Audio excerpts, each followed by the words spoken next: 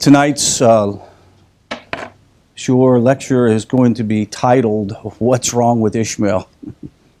I had to do it. I wanted to, if you'll see the photo that I posted on the live stream, it's hilarious. I want to make sure that I don't want those who would watch who are Arabs to think that I am speaking with a broad brush, but what I do want to address is the apparent, absolute, unabated disdain that Arabs have for the Jew and what the genesis of that, or where did it come from. So if you'll turn to chapter 21 of this week's Parshah, it's Vayeira. And up to this point, as you will know in the previous lectures that were up on the NETIV, we sort of went through a historical, chronological historical description and describing what took place. Prior to this, we know that the angels, the three angels came and spoke to Avraham and prophesied that there would be a child born a year after. And we know that Sarah laughed because she knew that she was much too old to bear a child, and she thought it was funny. You know, whether she didn't have faith or she just thought it was absolutely funny, I don't know. But nevertheless, Isaac is born. Isaac is born into this household in which they didn't think they were going to have children. Avraham was not sure. He was just trusting Hashem.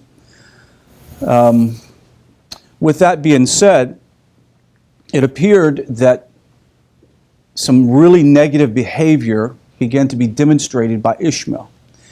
Now, I've never really looked into the whole story of Ishmael and the details from Midrash, but according to Midrashic sources and according to the text and the commentary from Rashi, etc., we're going to see that Ishmael was more than just a kid who his stepmother didn't like. This young boy was a very troubled young man. And that is what is not completely comprehended, because it's just the cursory reading of the text. It really doesn't sound too bad. So we're going to read that.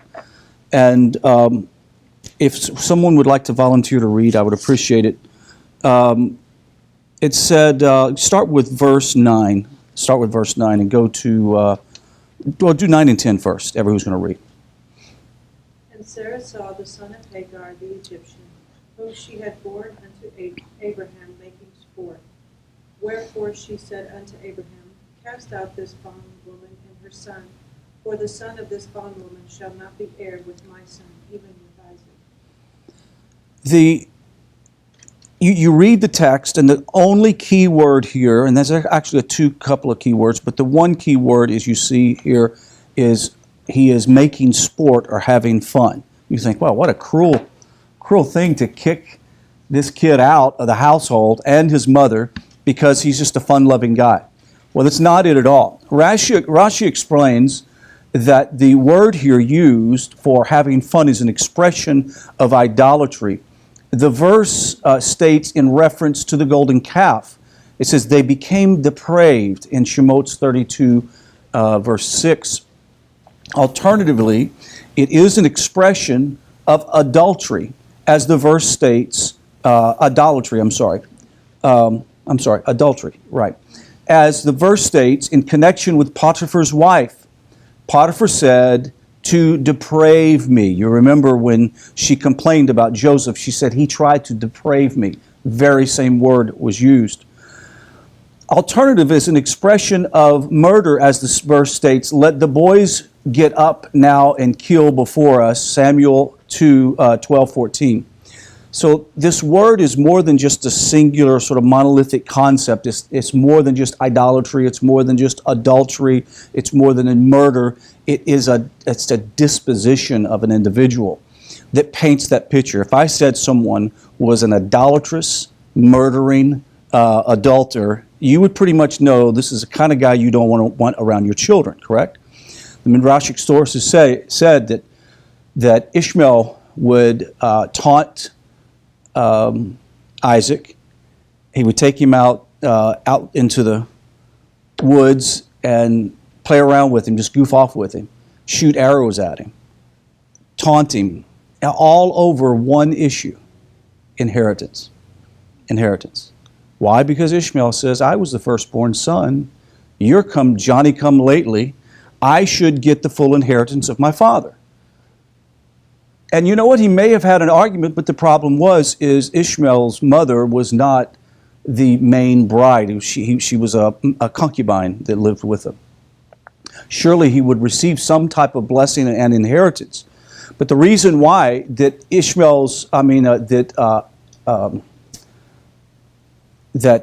Sarah wanted him kicked out wasn't because of an inheritance issue. She wanted him kicked out because of his behavior. He was doing something that was highly dangerous, as she felt, could endanger her son. Anybody know that's ever raised foster children, knowing bringing a foster child, for example, in a home, how difficult that can be with a blended family. And especially if that foster child is a quote-unquote bad seed, if they've been born and raised and had difficult times, and then they come into that home, it could be a very, very horrible experience. It appears that as much as it pained Avraham, he didn't really want to do this because he felt like he could have worked out the details. But God says, listen to your wife. That's one of the hardest things that we have to do sometimes, right? Is listen to our wives. Of course, our wives have to be, righteous women. They have to be righteous women, and they need to hear the voice of Hashem. But when they do, we need to listen to our wives. It says, from Sarah's response, we also learn something. She calls him the son of this handmaiden. Notice the term.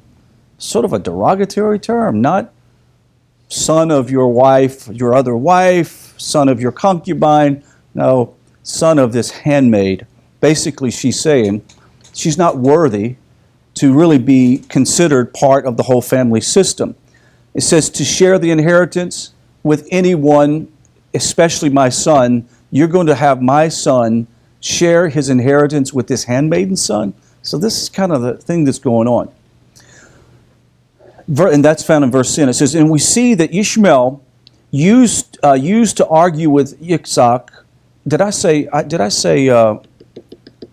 Isaac a while ago? I meant, just want to make sure.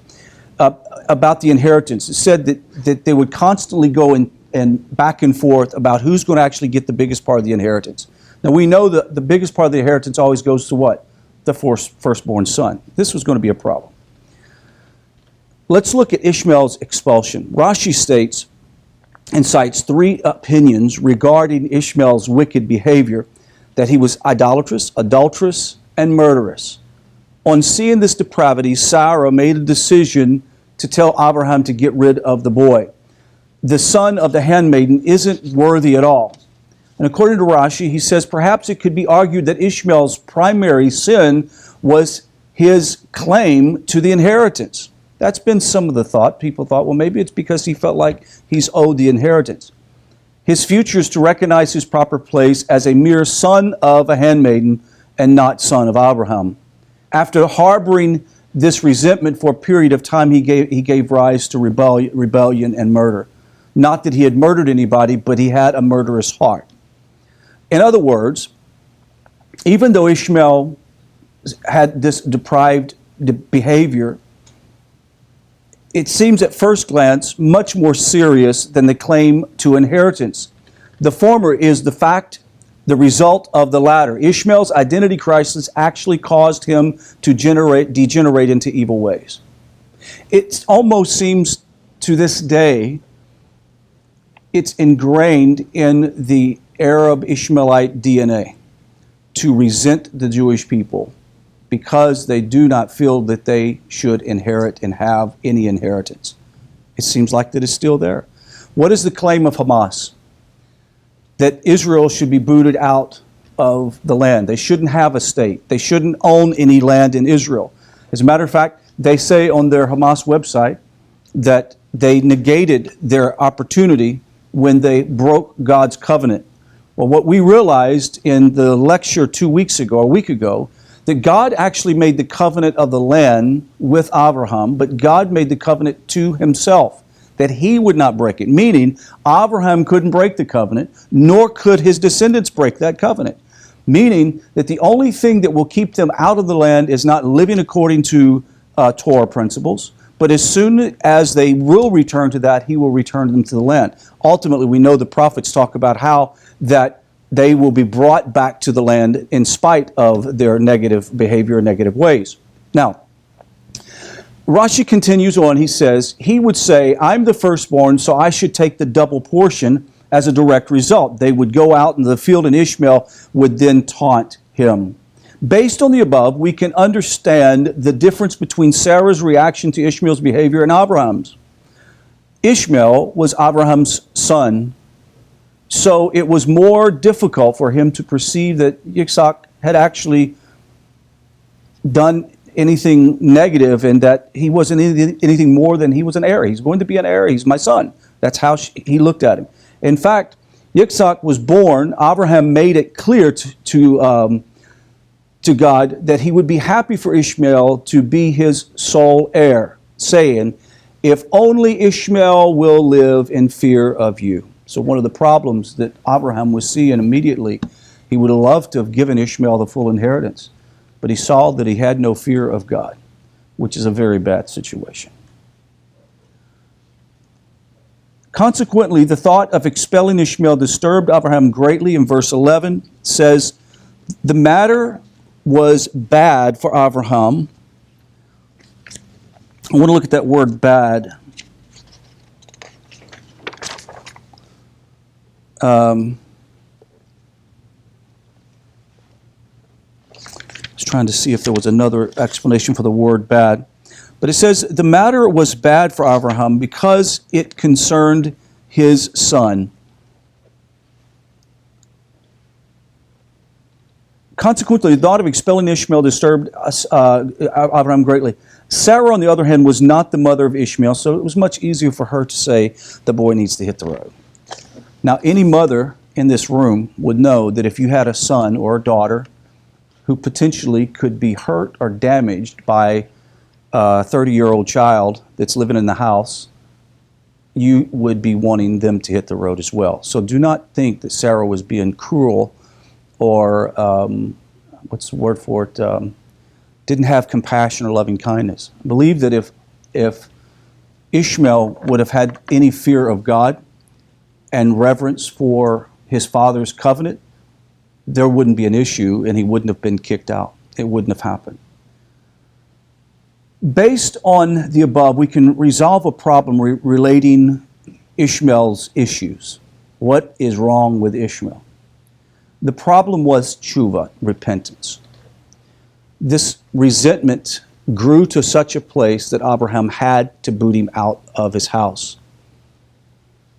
When Ishmael was kicked out of the house, and his mother too, they were at a place of almost dying of thirst, having no water. She prayed out, angel heard, and showed them a well where they're able to survive. Ishmael goes on to have 12 sons. Those 12 sons occupy the then Arabian Peninsula.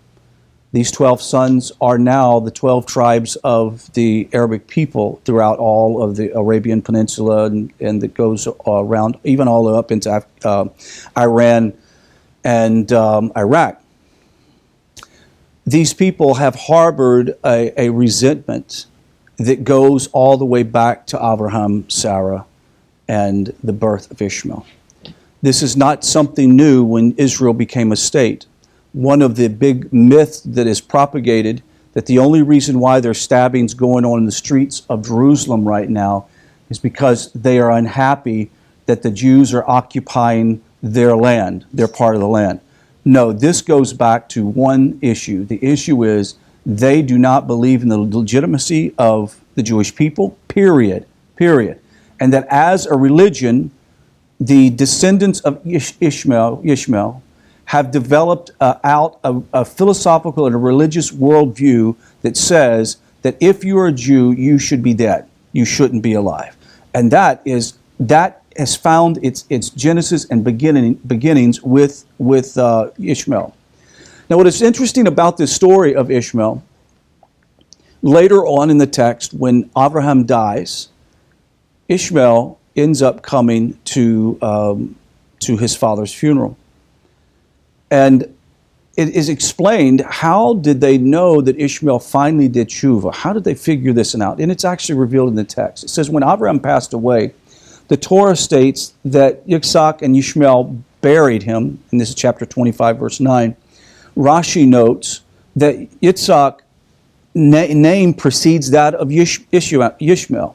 So the idea is that instead of Ishmael first and Yitzhak second, it is turned around and where Yitzhak is actually first. Rashi notes that it precedes it and comments. He says, from here we learn that Yishmael did tshuva and allowed Yitzhak to go before him.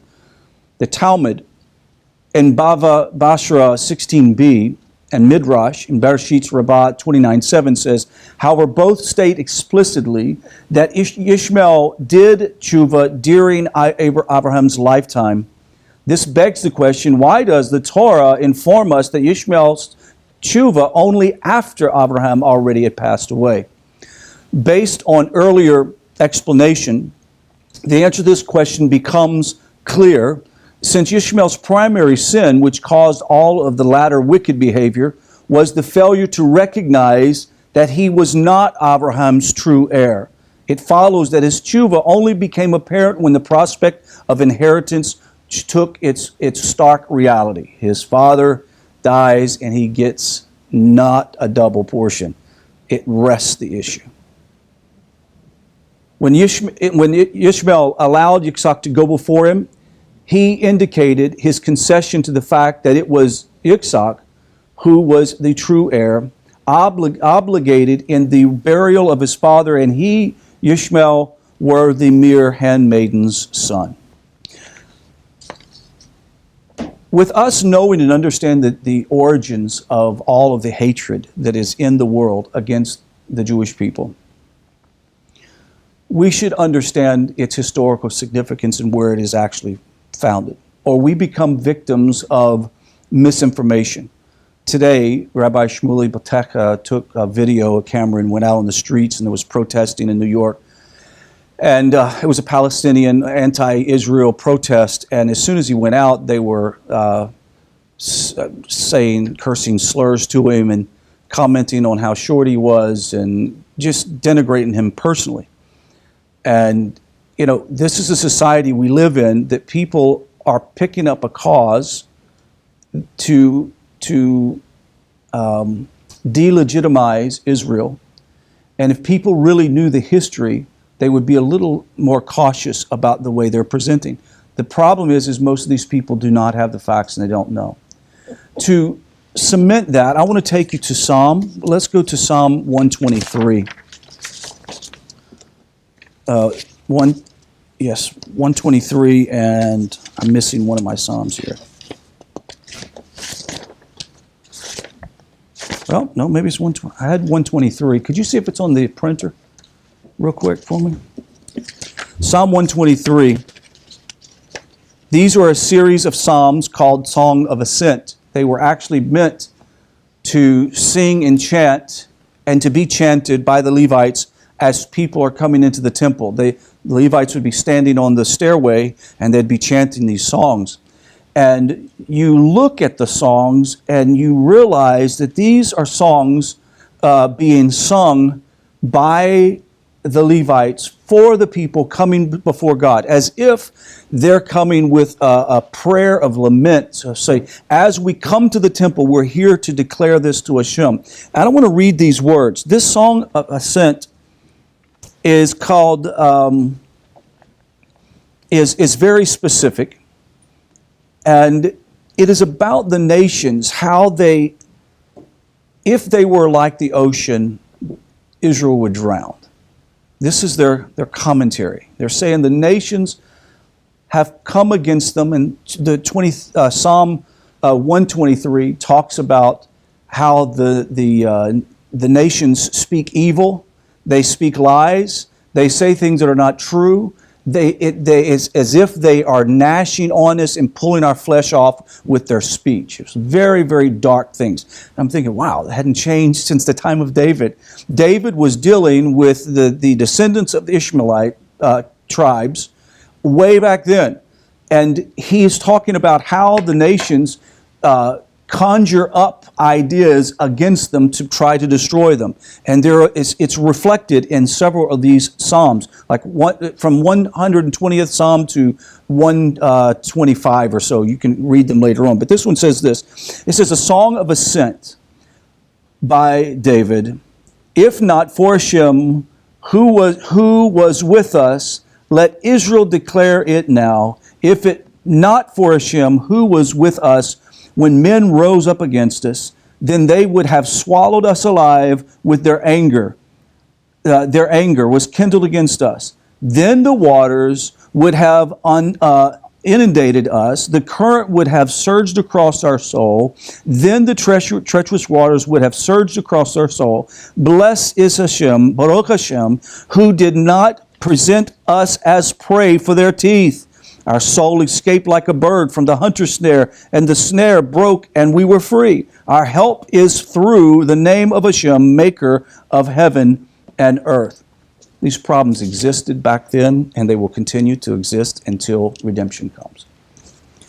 We, in a modern era that can pick up a computer and look at this information, you can differentiate this. But the problem is we're living in a postmodern society that is filled with not logical thought processes, but emotional thought processes. Everything is done based on emotion. It feels good. The difference between a person who is a Torah-minded person is one who looks at the facts, makes a decision based on the evidence of truth.